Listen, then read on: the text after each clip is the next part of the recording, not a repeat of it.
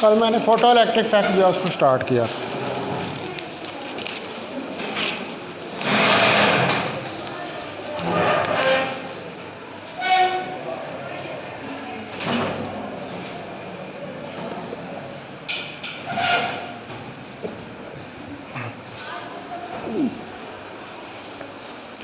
तो कल हम जो है एंड किया था हमने इसके ऊपर कि अगर हम वोल्टेज को रिड्यूस कर दें, ठीक है, यानी कि बैटरी की पोलैरिटीज़ जो हैं वो रिवर्स कर दें, लेकिन उस सूरत में भी कुछ इलेक्ट्रॉन्स ऐसे होते हैं, जैसे आपको कल बताया था, कि वो उस बैरियर को जंप कर जाते हैं और बैरियर को जंप करने के बाद वो कलेक्टर तक पहुंच जाते हैं और एक बड़ी small amount of reverse current जो है वो फ़्लो करती है।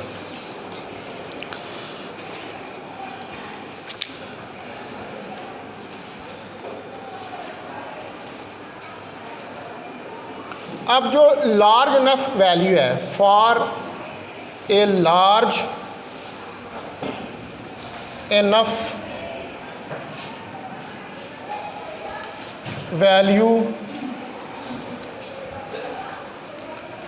ऑफ रिवर्स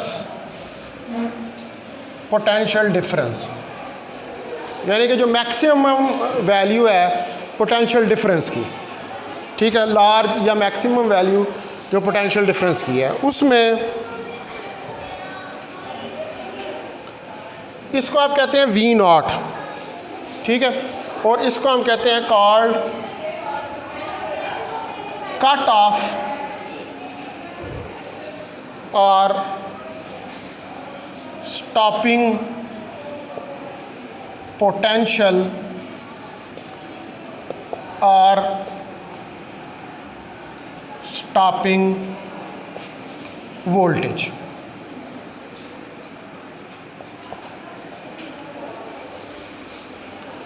इसको हम स्टॉपिंग पोटेंशियल या स्टॉपिंग वोल्टेज जो है उसका नाम देते हैं, ठीक है, यानी कि ये एक पोटेंशियल बैरियर है और ये वो पोटेंशियल बैरियर है कि जिसके ऊपर फोटो इलेक्ट्रिक करंट जो है it nearly falls to zero, ठीक है, इसके ऊपर आकर बिल्कुल मुकम्मल तौर पे तो ज़ीरो नहीं होती, क्योंकि कुछ ना कुछ इलेक्ट्रॉन्स होते हैं, लेकिन ऑलमोस्ट इस पोटेंशियल के ऊपर करंट जो है वो ज़ीरो पे फॉल कर जाती है। At this potential V naught photo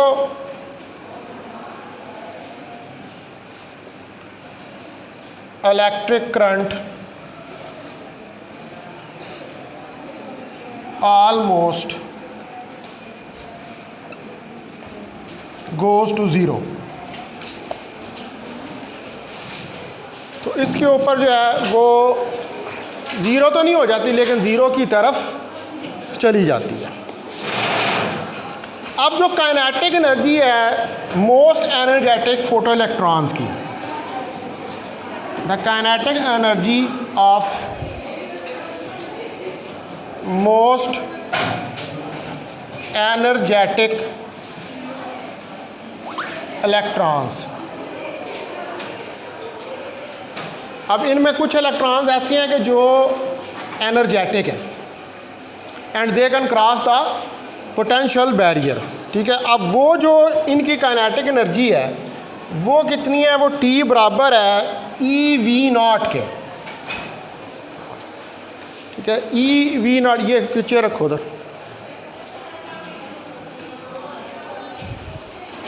ठीक है, वो ई वी नॉट के बराबर है। इसमें अब ई क्या है, चार्ज ऑन इलेक्ट्रॉन है, और वी नॉट क्या है, V naught is the stopping potential. E charge on electron और वी नॉट जो है ये स्टॉपिंग पोटेंशियल है। तो अब वो जो मोस्ट एनर्जेटिक इलेक्ट्रॉन्स हैं जिनकी मैक्सिमम काइनेटिक एनर्जी है, ठीक है, तो वो कितनी मैक्सिमम काइनेटिक एनर्जी पोजेस कर रही हैं, T is equal to E V not.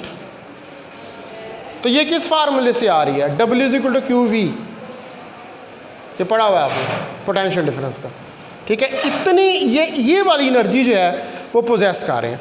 और वो इलेक्ट्रॉन्स के जो ये वाली एनर्जी पोजेस कर रहे हैं उनकी मैक्सिमम काइनेटिक एनर्जी है। और वो मैक्सिमम काइनेटिक एनर्जी के साथ जो पोटेंशियल बैरियर बैटरीज की पोलैरिटीज़ को रिवर्स करने की वजह से पैदा हुआ है उसको क्रॉस कर जाएंगे, और इनके क्रॉस करने की वजह से small amount of reverse current जो है वो फ्लो करेगी।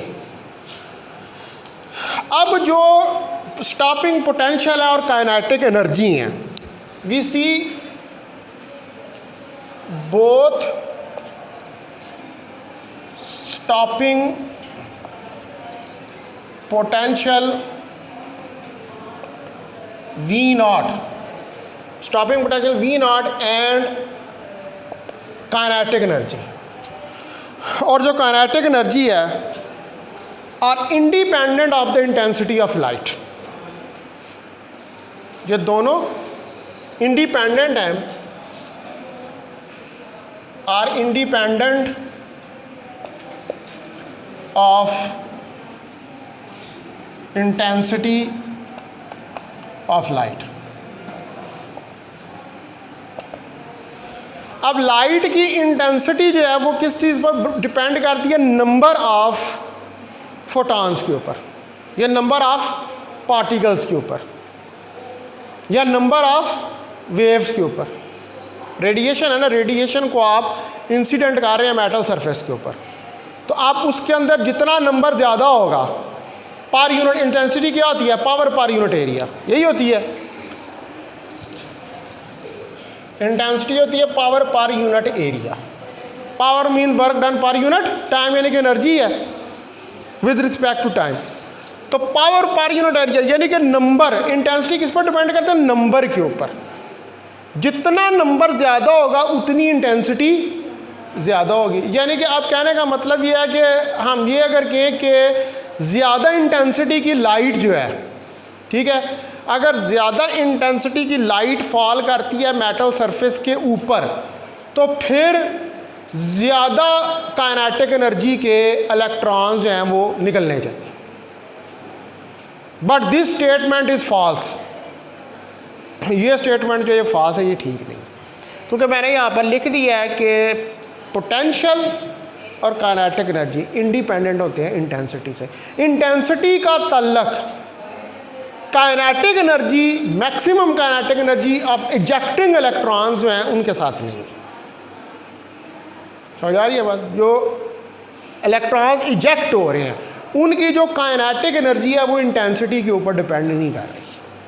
वो किस पर डिपेंड कर रही है? वो स्टॉपिंग पोटेंशियल पर डिपेंड कर रही है, ठीक है, उसका काइनेटिक एनर्जी के साथ। हाँ, अब नंबर कितना निकल रहा है उस मेटल सरफेस के अंदर से वो डिपेंड करता है इंटेंसिटी के ऊपर। यानी कि जितनी इंटेंस लाइट आप उसके ऊपर शाइन करेंगे उतने ही ज़्यादा नंबर ऑफ फोटो इलेक्ट्रॉन्स जो हैं वो मेटल सरफेस के अंदर से इजेक्ट होंगे। ठीक होगी जी बात? अच्छा,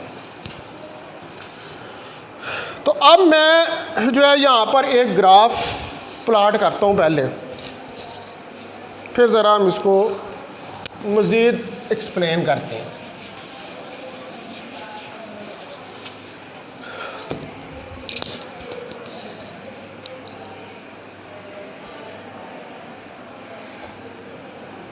ठीक है, ये मेरे एक्स और वाई एक्सेस हैं। यहाँ पर मैं वी वोल्टेज ले लेता हूँ, ठीक है, और इस जगह पर सॉरी म्यू फ्रीक्वेंसी ले लेता हूँ, ठीक है, और इस जगह पर स्टॉपिंग पोटेंशियल,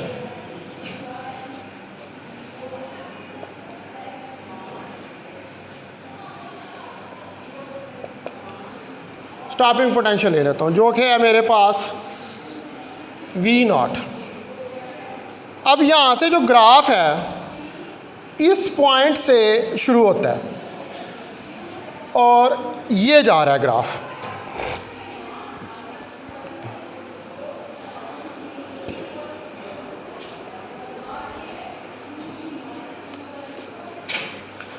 ठीक है। अब इस फ्रीक्वेंसी के ऊपर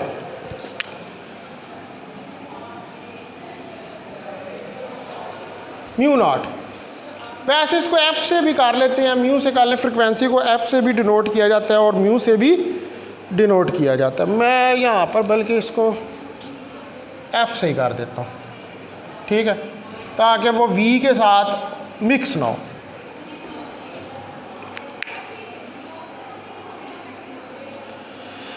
ठीक है जी, ये ग्राफ अब इधर से नहीं शुरू हुआ ग्राफ, ठीक है, यहां से नहीं शुरू हुआ, इस जगह से शुरू हुआ। अब ये फ्रीक्वेंसी किस चीज की है? इंसिडेंट रेडिएशन की, उसी की फ्रीक्वेंसी है ना, ठीक है। तो यहां से ग्राफ शुरू होने की बजाय ग्राफ इधर से शुरू हुआ। इसका मतलब है कि इधर कोई मसला है। यहां पर इतने पोर्शन के अंदर उसकी फ्रीक्वेंसी इतनी नहीं है, ठीक है, इतनी फ्रीक्वेंसी नहीं है कि वो उस पर्टिकुलर मेटल सरफेस के अंदर से इलेक्ट्रॉन्स को इजेक्ट कर सके, ठीक है। यानी कि ये एफ नॉट जो है ये मिनिमम फ्रीक्वेंसी है जिसको आप थ्रेशोल्ड फ्रीक्वेंसी का नाम देते हैं। इससे पहले फोटो इलेक्ट्रिक इफेक्ट स्टार्ट नहीं होगा। तो हम इसको कहते हैं the minimum frequency required for the ejection of photo electrons is known as threshold frequency. तो पढ़ा हुआ हमने, बार बार बार बार बार बार पढ़ी है चीज़, ठीक है। तो अगर तो मिनिमम फ्रीक्वेंसी की बंदिश ना होती तो फिर ये आगे से इधर से ओरिजिन से शुरू हो जाता। अब हर पर्टिकुलर मेटल जो है उसके लिए थ्रेशोल्ड फ्रीक्वेंसी डिफरेंट होती है, ठीक है। अब आप ये कहें कि हर मेटल के ऊपर जो रेडिएशन इंसिडेंट किया वो एक ही थ्रेशोल्ड फ्रीक्वेंसी के ऊपर इलेक्ट्रॉन्स, फोटो इलेक्ट्रॉन्स को इजेक्ट करना शुरू कर देगी, तो ऐसा नहीं है। हर के लिए थ्रेशोल्ड फ्रीक्वेंसी डिफरेंट, और जब तक उसकी फ्रीक्वेंसी थ्रेशोल्ड तक नहीं पहुंच जाती उस मेटल की, उतनी देर तक उसके अंदर से इलेक्ट्रॉन्स जो हैं वो इजेक्ट नहीं होंगे, ठीक है। तो एफ नॉट क्या है? It is the minimum frequency required to eject the photoelectrons.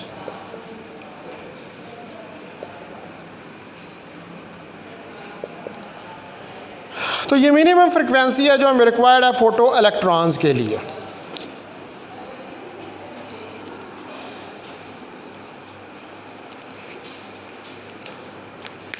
ठीक है जी, ये F not threshold frequency.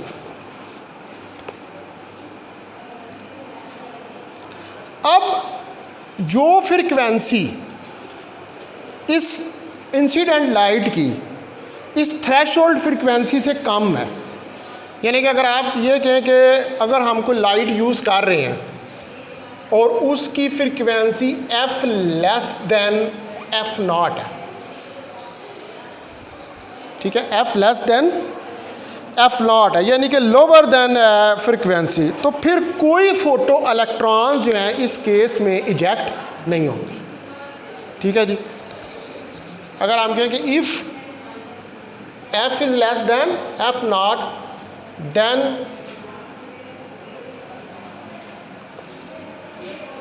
there will be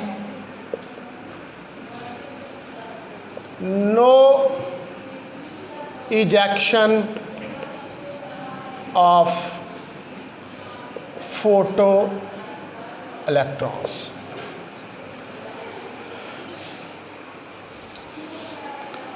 तो इस केस में कोई भी फोटो इलेक्ट्रॉन्स जो हैं वो इजेक्ट नहीं होंगे।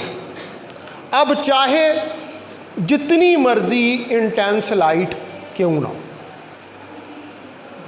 डबल इंटेंसिटी की डाल दें, ट्रिपल इंटेंसिटी की डाल दें, लेकिन जब तक इस क्राइटेरिया को पूरा नहीं करता उतनी देर तक फोटो इलेक्ट्रॉन इजेक्ट नहीं होगा। तो हर मेटल जो होता है उसकी थ्रेशोल्ड फ्रिक्वेंसी डिफरेंट होती है, और जब तक लाइट की फ्रिक्वेंसी उस थ्रेशोल्ड फ्रिक्वेंसी तक नहीं पहुंचती उतनी देर तक वो इलेक्ट्रॉन इजेक्ट नहीं करता। अब इसका मतलब क्या है, फ्रिक्वेंसी की एक्चुअली एनर्जी है, ठीक है, फ्रिक्वेंसी क्या एक्चुअली एनर्जी है। आपको इस फार्मूले का पता है, ये फार्मूला जो इसका पता है ना, एच काट तो इसमें प्लांक कांस्टेंट, मैं भी प्लांक कांस्टेंट की बात नहीं कर रहा, ठीक है, प्लांक कांस्टेंट को निकाल दें तो E is directly proportional to F, E directly proportional to F है, यानी कि एनर्जी फ्रीक्वेंसी के ऊपर डिपेंड करती है और फ्रीक्वेंसी एनर्जी के ऊपर डिपेंड करती है। तो इसका मतलब है कि इस ग्राफ के अंदर यहाँ तक अगर एनर्जी नहीं पहुँचेगी, इस जगह तक जो रेडिएशन आपने इंसिडेंट की हुई है, अगर एनर्जी इस जगह तक, इस फ्रीक्वेंसी या इस एनर्जी तक नहीं पहुँचेगी, उस वक्त तक फोटो इलेक्ट्रिक इफेक्ट शुरू नहीं होगा। जब इस तक पहुंच जाएगी या इस जितनी होगी या इससे ज़्यादा होगी तो फिर फोटो इलेक्ट्रिक इफेक्ट जो है वो स्टार्ट हो जाएगा, यानी कि उसके अंदर से इलेक्ट्रॉन्स जो हैं वो इजेक्ट होना शुरू हो जाएंगे। तो अब यहाँ पर यही मेन प्रॉब्लम है कि हम फोटो इलेक्ट्रिक इफेक्ट को क्लासिकल थ्योरी से एक्सप्लेन नहीं कर सकते, क्योंकि क्लासिकल थ्योरी में ना तो ये इक्वेशन आती है ये वाली, ठीक है, उधर तो ये इक्वेशन होती ही नहीं है। वहाँ पर क्लासिकल थ्योरी में हम ये कहते हैं कि ये इंटेंसिटी के ऊपर डिपेंड करता है इसका इजेक्शन, ठीक है। जब क्लासिकल थ्योरी में पहले स्टडी किया गया था जी ये फोटो इलेक्ट्रिक इफेक्ट जो है ये किस पे, उसकी इंटेंसिटी के ऊपर, जितनी इंटेंसिटी आप बढ़ाएंगे उतनी फ्रिक्वेंसी बढ़ेगी या एनर्जी बढ़ेगी, उस वक्त ये कॉन्सेप्ट था। लेकिन ये बिल्कुल गलत था, इंटेंसिटी का एनर्जी या फ्रिक्वेंसी के साथ कोई ताल्लुक नहीं। हाँ, फ्रिक्वेंसी का ताल्लुक एनर्जी के साथ है, और किस एनर्जी के साथ है, काइनेटिक एनर्जी के साथ है, जो कि इलेक्ट्रॉन्स लेके उस मेटल सरफेस में से बाहर निकलते हैं, ठीक है। अब ज़रा इन प्रॉब्लम्स ये जो डिस्कस किया है मैंने, इनको हम वन बाई वन करके इधर ज़रा डिस्कस कर लेते हैं।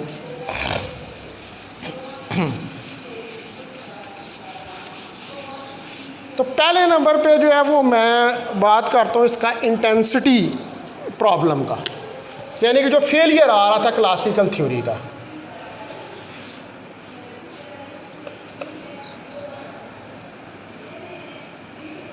फोटो इलेक्ट्रिक इफेक्ट जो है वो क्लासिकल थ्योरी से आप एक्सप्लेन नहीं कर सकते, ठीक है।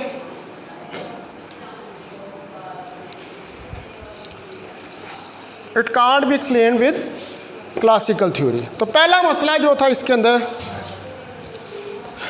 जो क्लासिकल थ्योरी है, अकॉर्डिंग टू क्लासिकल थ्योरी, जो क्लासिकल थ्योरी है उसके मुताबिक जो लाइट है या रेडिएशन है,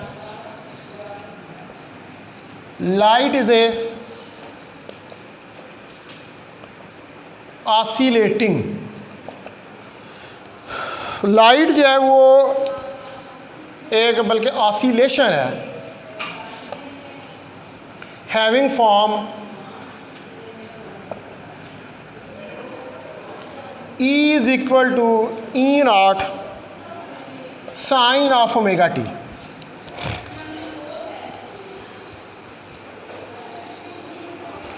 ये यहाँ पर मैंने इलेक्ट्रिक फील्ड का कंपोनेंट जो है वो लिखा है लाइट का, क्योंकि लाइट क्या है, इलेक्ट्रोमैग्नेटिक रेडिएशन है। और sine of omega t, sine of omega t बता रहा है कि इसकी पीरियाडिक नेचर है।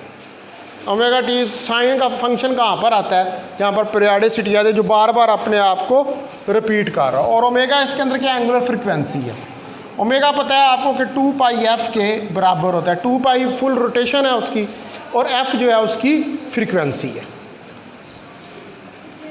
तो E is equal to E naught sine of 2 pi f T.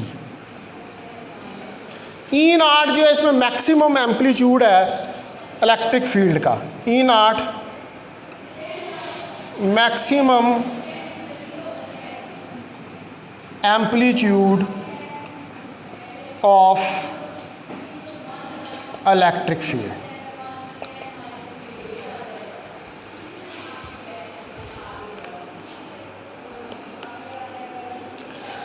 तो जब इंटेंसिटी ऑफ लाइट इंक्रीज होती है तो ये इसका एम्पलीट्यूड इंक्रीज करती है और नंबर ऑफ एमिटेड इलेक्ट्रॉन्स जो हैं वो भी इंक्रीज हो जाते हैं। ठीक है, intensity of light increases the amplitude and also the number of emitted electrons.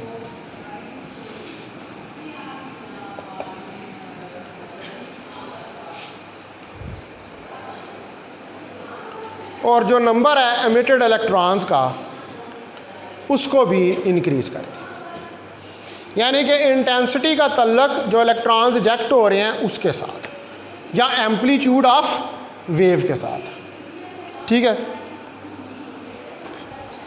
लेकिन क्लासिकल थ्योरी ये कहती थी कि जो इंटेंसिटी ऑफ लाइट है ये जो काइनेटिक एनर्जी है इलेक्ट्रॉन्स की उनको भी इंक्रीज करती है या उनको भी अफेक्ट करती है। ठीक है, क्लासिकल थ्योरी में ये पॉइंट ऑफ व्यू था। According to classical theory intensity of light also increases the kinetic energy of electrons। तो क्लासिकल थ्योरी तो ये भी कहती थी।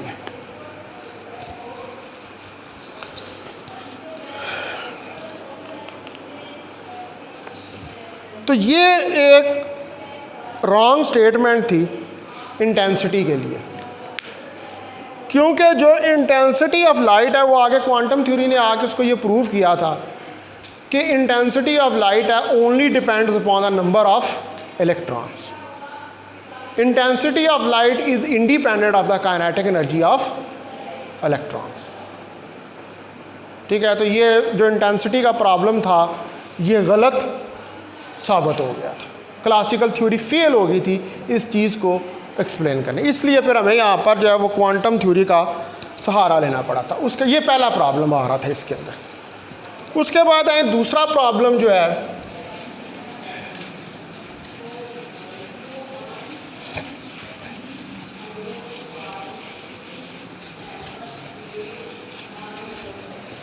दूसरा प्रॉब्लम आ रहा था फ्रीक्वेंसी का।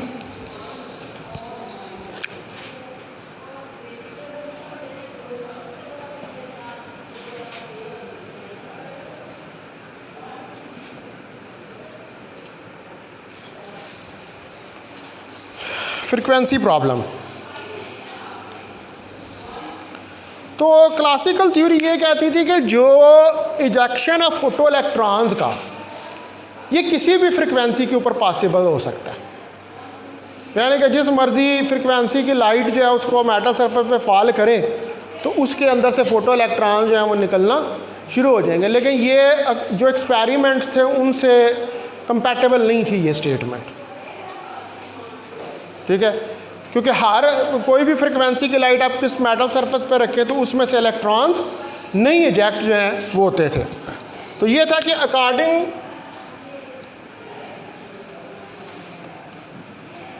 टू क्लासिकल थ्योरी, तो जो क्लासिकल थ्योरी है ये कहती थी कि जो इजेक्शन है, the ejection of photo electrons is possible for any frequency of light.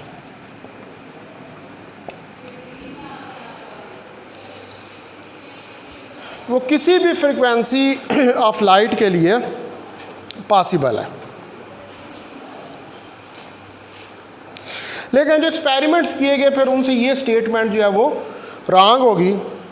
तो हर सरफेस जो है उसके लिए एक कट ऑफ फ्रीक्वेंसी है जो क्वांटम मैकेनिक्स ने आके बताया, ठीक है, क्वांटम के लिए for each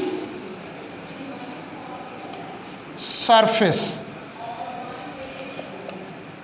there is a cut of frequency।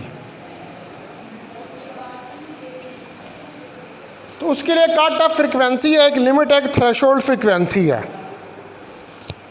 ठीक है, या जिसको कहते हैं थ्रेशोल्ड फ्रीक्वेंसी F0।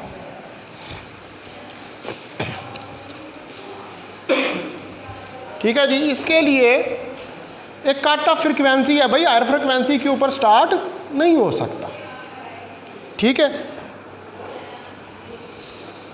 तो ये जो फ्रीक्वेंसी थ्रेशोल्ड फ्रीक्वेंसी है, अभी मैंने पीछे बताया कि अगर इससे लेस होगा तो फोटो इलेक्ट्रिक इफेक्ट स्टार्ट नहीं होगा, इससे जितना होगा या इससे ज़्यादा होगा तो फिर फोटो इलेक्ट्रिक स्टार्ट हो जाएगा। हाउ मैटर, जितनी मर्जी आपकी लाइट इंटेंस हो। मैं एक बंदा कहता ना जी मैं बड़ी तेज़ इंटेंसिटी की लाइट फॉल कर रहा हूँ लेकिन फोटो इलेक्ट्रिक इफेक्ट नहीं हो रहा, यानी कि अगर वो क्लासिकल थ्योरी को फॉलो कर रहा है, वो कह रहा है मैंने क्लासिकल मैकेनिक्स में ये पढ़ा है कि ज़्यादा इंटेंसिटी की लाइट डालूंगा तो किसी भी सरफेस पर डालूंगा तो फोटो इलेक्ट्रिक इफेक्ट जो है वो स्टार्ट हो जाए, लेकिन उसे अभी क्वांटम थ्योरी का नहीं पता। वो इस बात को ये नहीं जानता कि इंटेंसिटी जो है वो फ्रीक्वेंसी या एनर्जी पे डिपेंड नहीं करती, क्योंकि उसने अभी एक्सपेरिमेंट्स करके नहीं देखे। तो ये फ्रीक्वेंसी होनी ज़रूरी है, ये फ्रीक्वेंसी का प्रॉब्लम था। क्लासिकल मैकेनिक्स ये कहती थी कि फोटो इलेक्ट्रिक इफेक्ट जो है वो किसी भी फ्रीक्वेंसी पे स्टार्ट हो सकता है, जो कि रॉन्ग स्टेटमेंट थी, और इसको आके क्वांटम थ्योरी जो है उसने सॉल्व किया था, ठीक है। अच्छा, उसके बाद अगर इसमें ये जो ग्राफ मैंने बनाया हुआ है,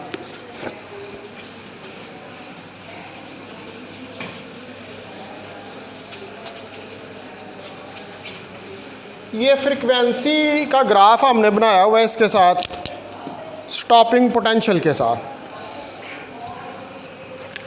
तो इधर मैं यहाँ पर अगर एक परपेंडिकुलर ड्रा कर दूँ, ठीक है, और इस परपेंडिकुलर इसको कहूँ मैं ये ए है और ये बी है, और यहाँ पर इसको नाम दे दूँ ये ओ है।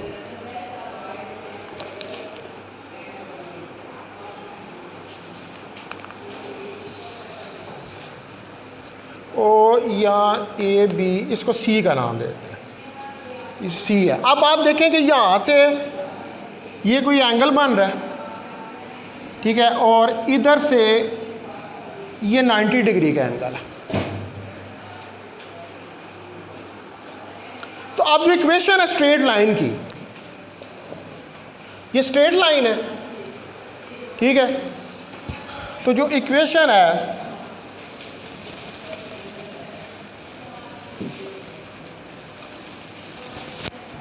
स्ट्रेट लाइन की,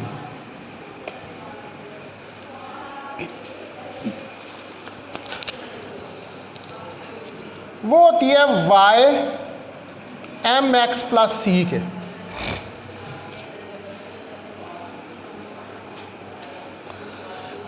अब यहां पर अगर मैं, क्योंकि ये जो m है ना इसके अंदर ये स्लोप होती है, और m स्लोप जो होती है वो tan ऑफ थीटा एंगल होता है। तो यहाँ से अगर मैं tan ऑफ थीटा का निकालूँ एंगल, तो मेरे पास ये आ जाएगा AB/BC, और ये आ जाएगी मेरे पास V0। ये यहाँ से लेकर यहाँ तक का जो डिस्टेंस है इसको हम कहेंगे ये F माइनस F0 है। ये जो BC है F minus F0, F minus F0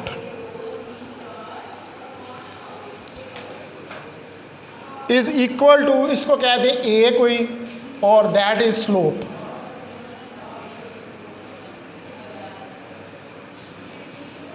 ये आपके पास स्लोप है।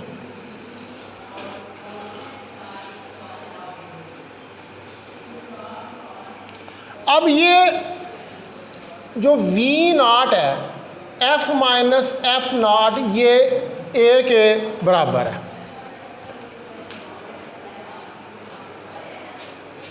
ठीक है, इसी के बराबर है ये। इसको क्रॉस मल्टीप्लाई कर दें आप, तो V0 A into F minus F0 आ जाएगा।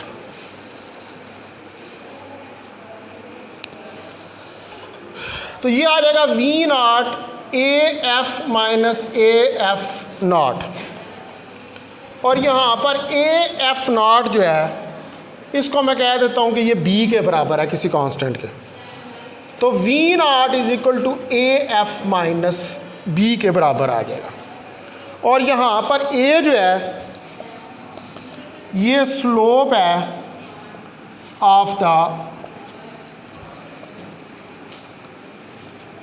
Straight line.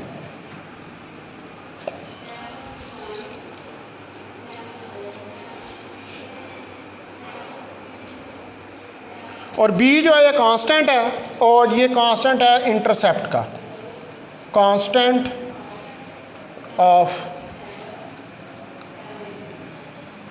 इंटरसेप्ट।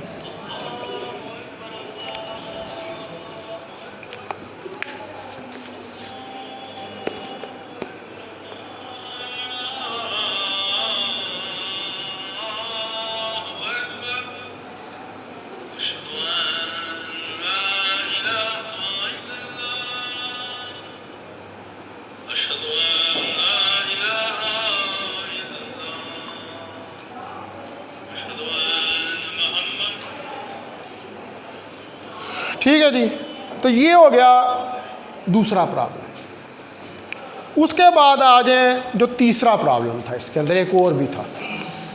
वो थर्ड प्रॉब्लम है जिसको हम कहते हैं द टाइम डिले प्रॉब्लम।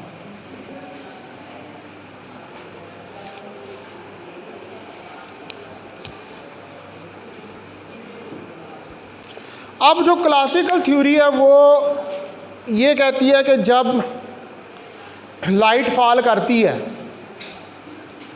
तो लाइट के फॉल करने के बाद उसमें से फोटो इलेक्ट्रॉन्स को निकलने में कुछ टाइम लगता है। ठीक है, लाइट बड़ी मेटल सरफेस के ऊपर और उसमें से फोटो इलेक्ट्रॉन्स को निकलने में कुछ टाइम लगा। ये क्लासिकल थ्योरी की प्रोडिक्शन के कुछ लैग ऑफ टाइम है। लेकिन क्वांटम थ्योरी ने ये कहा कि क्योंकि जब एक्सपेरिमेंट्स के अंदर ये ऑब्जर्व किया गया कि जो ही लाइट फॉल करती है तो लाइट के फॉल करने के साथ ही इलेक्ट्रिक करंट, वो जो एक्सपेरिमेंटल रेंजमेंट में हमने पढ़ी थी कल, साथ ही इलेक्ट्रॉन जो हैं वो निकलना शुरू हो जाते हैं। तो एक्सपेरिमेंटल जो है वो ये जजमेंट थी। तो क्वांटम मैकेनिक्स ने थ्योरी ने आके इसको गलत कर दिया कि यहाँ पर कोई लैग ऑफ टाइम है या कोई डिले ऑफ टाइम है। तो इंस्टेंटली जो ही आप लाइट को फॉल करते हैं, अगर वो थ्रेशोल्ड फ्रीक्वेंसी की रिक्वायरमेंट को पूरा करती है तो फ़ौरन ही फोटो इलेक्ट्रिक इफेक्ट जो है वो स्टार्ट हो जाता है, और यहाँ पर कोई टाइम डिले का कॉन्सेप्ट नहीं है। ठीक है, तो क्लासिकल थ्योरी जो है उसके मुताबिक जो है वो टाइम डिले था according to classical theory there is a delay of time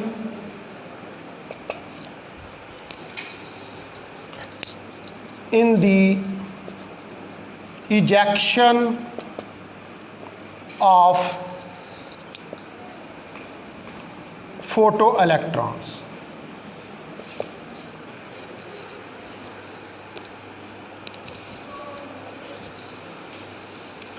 तो जब एक्सपेरिमेंट किए गए तो कोई डिले टाइम जो है वो डिटेक्ट नहीं हुआ।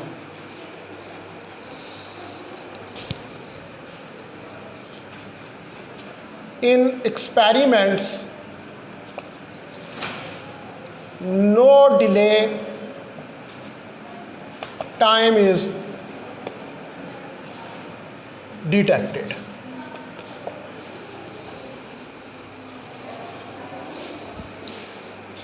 ठीक है, जब फोटो इलेक्ट्रिक इफेक्ट का एक्सपेरिमेंट किया तो उन्होंने देखा भाई लाइट थ्रेशोल्ड फ्रिक्वेंसी की जो कंडीशन पूरी कर रही थी, जो ही फॉल हुई साथ ही इलेक्ट्रॉन्स जो हैं वो उसके अंदर से निकलने शुरू हो गए। अब ये कंसेप्ट क्यों था क्लासिकल थ्योरी में? क्लासिकल थ्योरी में इसलिए ये कंसेप्ट था कि क्लासिकल थ्योरी जो है वो रेडिएशन को एज ए वेव के तौर पर ट्रीट कर रही थी, लेकिन क्वांटम थ्योरी के अंदर आकर हम ये जो फोटो इलेक्ट्रिक इफेक्ट पा रहे हैं, इसमें जो लाइट है उसको एज ए पार्टिकल के तौर पर स्टडी कर रहे हैं।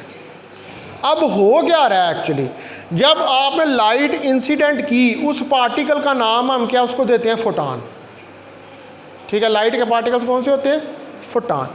अब वो फोटॉन जो है वो इस फ्रिक्वेंसी का था कि जो थ्रेशोल्ड फ्रिक्वेंसी के बराबर थी या थ्रेशोल्ड फ्रिक्वेंसी से ज़्यादा था। वो जूं ही मेटल सरफेस पे फॉल हुआ, वो मेटल सरफेस के अंदर जो इलेक्ट्रॉन्स थे उनके साथ जाके उसने क्या किया? कोलिजन किया। और उसके बाद इतनी इनफ एनर्जी थी कि उसने बग़ैर किसी डिले ऑफ टाइम के वो एनर्जी जो है वो इलेक्ट्रॉन्स को दी, या एक इलेक्ट्रॉन की बात कर लें हम जिसकी कर रहे हैं, उस इलेक्ट्रॉन को दी और वो इलेक्ट्रॉन वो एनर्जी लेकर सरफेस में से बाहर निकल गया। अब ये सारा जो प्रोसेस हो रहा है इसके अंदर आप वेव को कंसिडर नहीं कर रहे हैं, आप पार्टिकल को कंसिडर कर रहे हैं, और पार्टिकल को ही कंसिडर करके हम इसको एक्सप्लेन कर सकते हैं। ठीक है, पार्टिकल आया, एक पार्टिकल आया दूसरे पार्टिकल से टकराया, कोलिजन हुआ, उसने अपनी एनर्जी दी, अपना मोमेंटम दिया, और वो पार्टिकल जो है उसको लेकर सरफेस में से फ़ौरन बाहर निकल गया। ठीक है, तो ये तीन प्रॉब्लम्स थे जो क्लासिकल थ्योरी के थे। इंटेंसिटी का इशू था, इंटेंसिटी कि भाई इंटेंसिटी ज़्यादा होगी तो ज़्यादा एनर्जी के इलेक्ट्रॉन निकलेंगे। गलत है, वो एनर्जी के साथ तो इंटेंसिटी का ताल्लुक है ही नहीं है। इंटेंसिटी का ताल्लुक किसके साथ है? नंबर ऑफ़ इलेक्ट्रॉन्स के साथ। ज़्यादा इंटेंसिटी की लाइट होगी तो ज़्यादा नंबर ऑफ़ इलेक्ट्रॉन निकलेंगे। दूसरा था फ्रिक्वेंसी प्रॉब्लम कि भाई हर फ्रिक्वेंसी के ऊपर ही जो है वो फोटो इलेक्ट्रिक इफेक्ट स्टार्ट हो। नहीं, गलत है, नहीं होता। उसके लिए ख़ास थ्रेशोल्ड मिनिमम फ्रिक्वेंसी होती है, अगर वो फ्रिक्वेंसी अचीव होगी तो फोटो इलेक्ट्रिक स्टार्ट होगा, अदरवाइज फोटो इलेक्ट्रिक स्टार्ट नहीं होगा। और तीसरा था टाइम डिले कि भाई इलेक्ट्रॉन के निकलने में और लाइट के टकराने में कुछ टाइम का डिले होता है, that is also false, this is wrong statement. तो ये तीनों जो थी ये क्लासिकल की स्टेटमेंट्स थी, और ये तीनों रॉन्ग आ रही थी जब एक्सपेरिमेंट किए जा रहे। तो फिर जब पार्टिकल नेचर रेडिएशन की ली गई तो उसके बाद फिर ये इन चीज़ों को जो है वो एक्सप्लेन हम कर पाए। ठीक है, उसके बाद अब नेक्स्ट जो चीज़ हमने देखी है, ये तो अब आपको पता चल गया कि फ़ोटो इलेक्ट्रिक इफेक्ट क्या होता है। ठीक है, और उसके अंदर क्लासिकल थ्योरी जो है वो क्यों फेल हुई है। अब हमने देख लिया कि आइंस्टाइन की फोटॉन थ्योरी।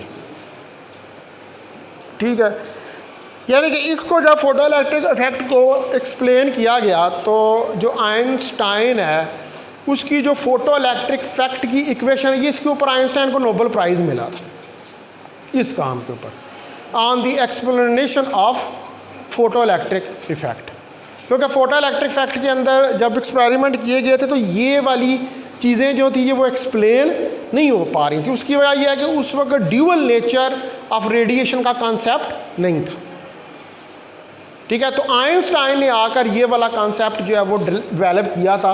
उसने आगे ये कहा था कि लाइट जो है वो सिर्फ वेव के तौर पे, या रेडिएशन जो है वो सिर्फ वेव के तौर पे बिहेव नहीं करती, वो एज ए पार्टिकल भी बिहेव करती। और उसका प्रूफ किसके अंदर मिलता है?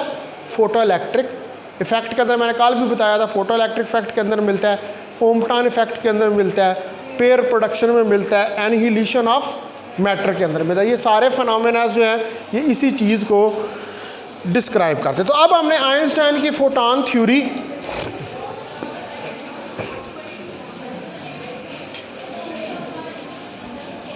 ये तैयब साहब आ गए तो मुझे बता देना, ठीक है।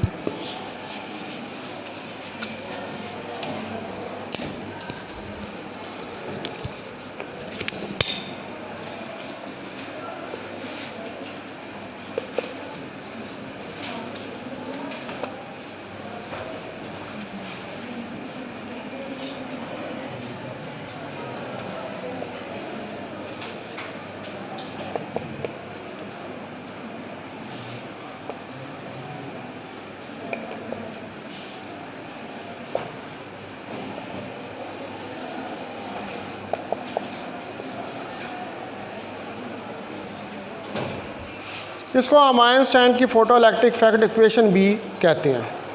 तो 1905 के अंदर, ठीक है, आइंस्टाइन ने ये रेवोल्यूशनरी अजम्पशन दी थी लाइट की नेचर के बारे में। तो उसने ये कहा था कि लाइट जो है वो बिहेव करती है as a packet of energy which are known as photons.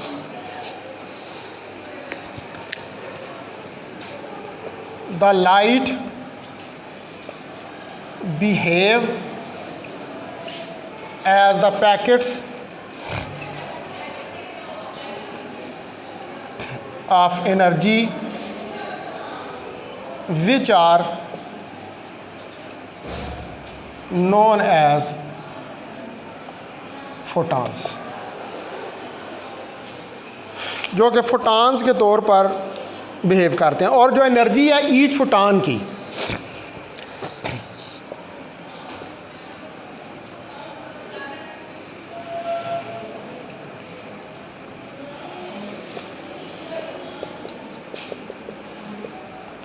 Is equal to h f, ठीक है। इसमें एच जो है वो प्लैंक कांस्टेंट है,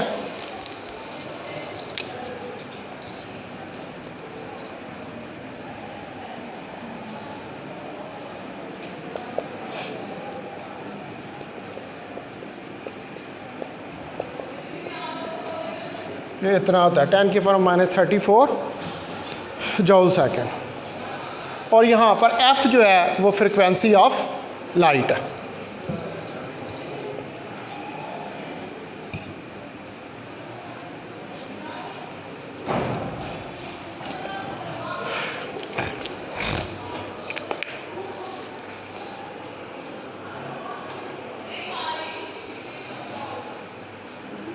ये क्लास कितने बजे से जी? 11:55 के 12 बजे 55 होनी थी, ओवर हो गया टाइम।